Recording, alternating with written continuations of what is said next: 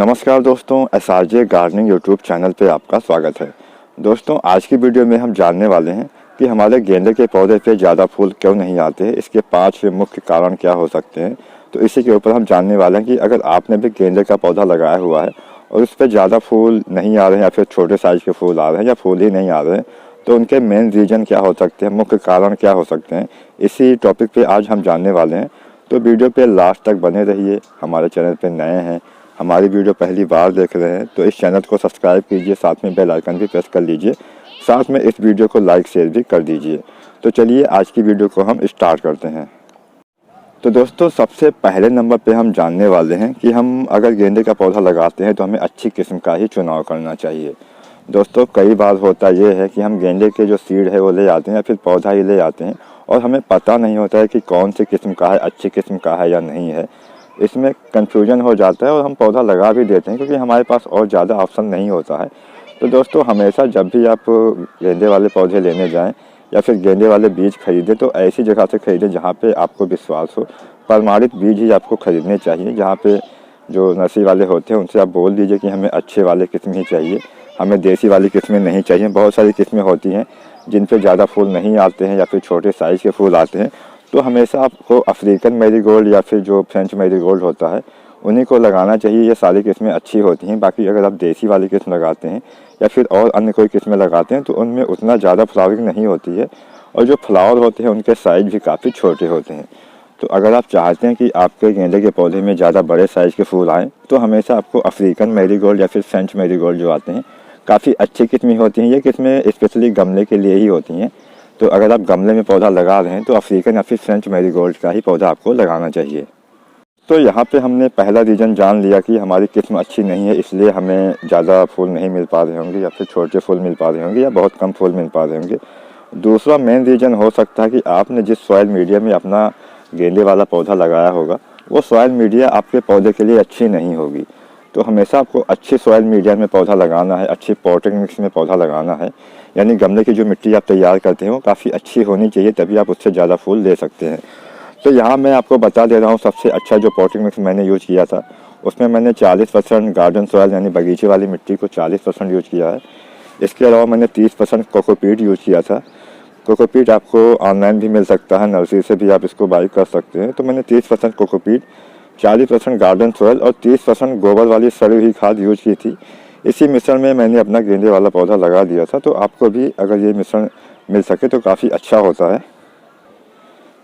By chance अगर आपको cocopeat नहीं मिल पा रहा है तो आपको चाहिए कि आप 50% गार्डन सॉइल यानी बगीचे वाली मिट्टी लीजिए, उसमें आप 20% रेत मिला दीजिए, जो नदी वाली रेत होती है उसको मिला दीजिए, और 30% उसमें गोबर खाद या अन्य जो खादें होती है उसको मिला के भी आप गेंदे का पौधा लगा सकते हैं। उसमें भी अच्छा रिजल्ट आपको मिल जाएगा। लेकिन अगर कोकोपीट मिल पाती है तो आप उसी में पौधा लगाएं। तो दोस्तों, यहाँ पे हमने 2 चीज़ें जान ली। पहला, अच्छे किस्म का चुनाव करना है। दूसरा, कौन सी मिट्टी में, कौन सी पॉटिंग मिक्स में, यानी कौन से मिश्रण में हमें पौधा लगाना है। अब तीसरे नंबर पे बारी आती है पिंचिंग की। गेंदे में पिंचिंग करनी चाहिए या नहीं करनी चाहिए, ये भी मैं आपको यहाँ पे क्लियर कर दे रहा हूँ। दोस्तों, गेंदे के पौधे में ज़्यादा पिंचिंग आपको नहीं करनी चाहिए। गेंदे में अधिकतम 1 या फिर 2 बार पिंचिंग ही अपने पौधे की करनी चाहिए। अगर आप ज़्यादा पिंचिंग करते हैं तो जो आपके फ्लावर होते हैं वो छोटे साइज़ के हो जाते हैं और फ्लावरिंग भी काफ़ी देर से होती है, क्योंकि गेंदे में काफ़ी जल्दी ही फ्लावरिंग आना स्टार्ट हो जाती है। और इसलिए अगर आप ज़्यादा पिंचिंग करते हैं तो ज़्यादा उसमें आप फ्लावर नहीं ले पाते हैं। इसलिए गेंदे के पौधे में आपको अधिकतम 1 बार ही पिंचिंग करनी चाहिए। 1 बार से ज़्यादा पिंचिंग ना करें तो बेहतर रहेगा, या ज़्यादा से ज़्यादा 2 बार पिंचिंग कर सकते हैं। इससे ज़्यादा पिंचिंग आपको नहीं करनी चाहिए।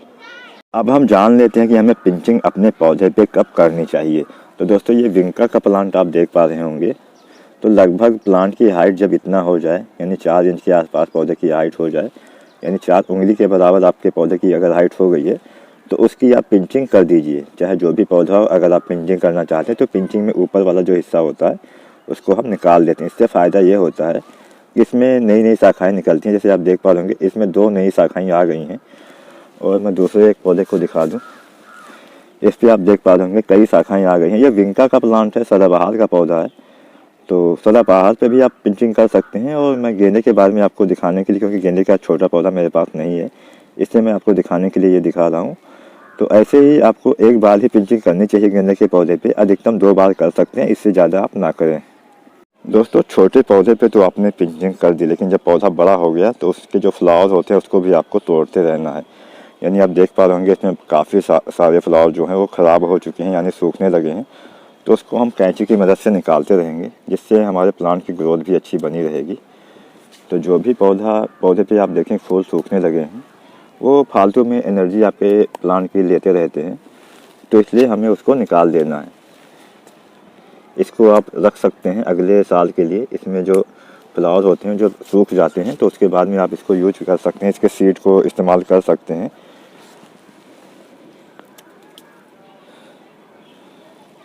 ये अभी कुछ दिन बाद मैं निकाल लूँगा।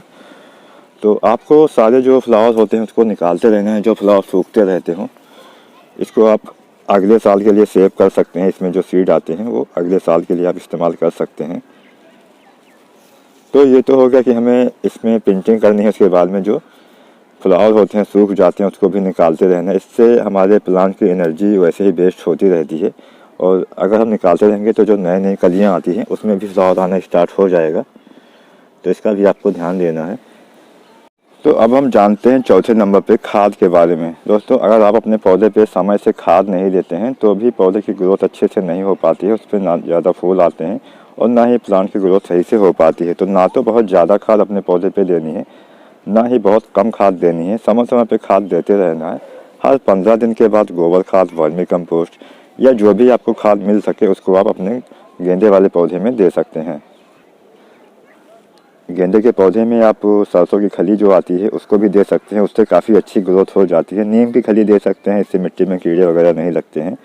तो इन खादों को भी आपको समय समय पे देते रहना है। एक खाद से दूसरे खाद के बीच में कम से कम 15 दिन का आपको गैप भी रखना है, 15 दिन का अंतराल रखना है। यानी आपको सीधा ऐसा नहीं कि आज आपने कोई खाद दे दी, उसके बाद दूसरे दिन फिर से कोई खाद दे दी, तीसरे दिन फिर से कोई खाद दे दी, ऐसा आपको नहीं करना है।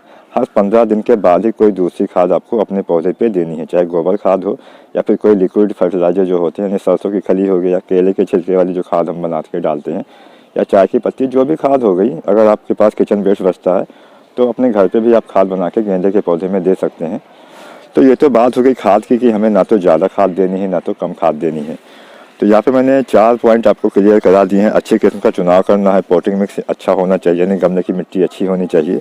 इसके अलावा पौधे की पिंचिंग भी आपको करते रहना है, एक बार से ज़्यादा पिंचिंग नहीं करनी है। इसके अलावा खाद भी आपको समय समय पे देना है, ना बहुत कम देना है ना बहुत ज़्यादा देना है।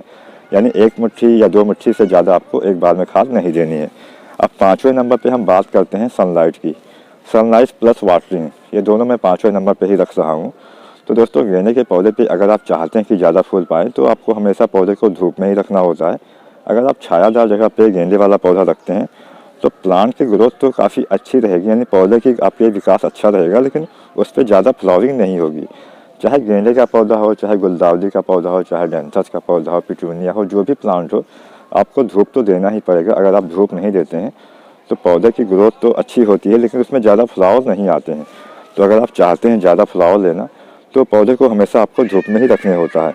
ये गुलदाउदी के ऊपर मैंने वीडियो बनाई हुई है, अगर आपने अभी तक नहीं देखी है तो नीचे लिंक है, वहाँ से आप देख सकते हैं। काफ़ी ज़्यादा फ्लावरिंग इस समय गुलदाउदी के पौधे पे हो रही है।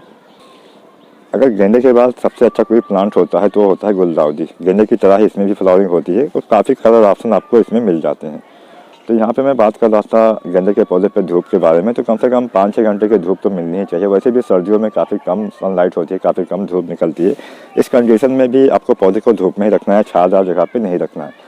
अगर आपके वहाँ पे कम धूप आती है तो भी आपको जितनी देर तक धूप आए उतनी देर तक पौधे को सनलाइट में ही रखना है।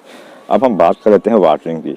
दोस्तों पौधे पे कम फूल आना का मेन रीज़न वाटरिंग भी हो सकता है। अगर पानी आप ज़्यादा देते हैं अपने पौधे पे तो भी आपके प्लांट की ग्रोथ अच्छी नहीं रहती है।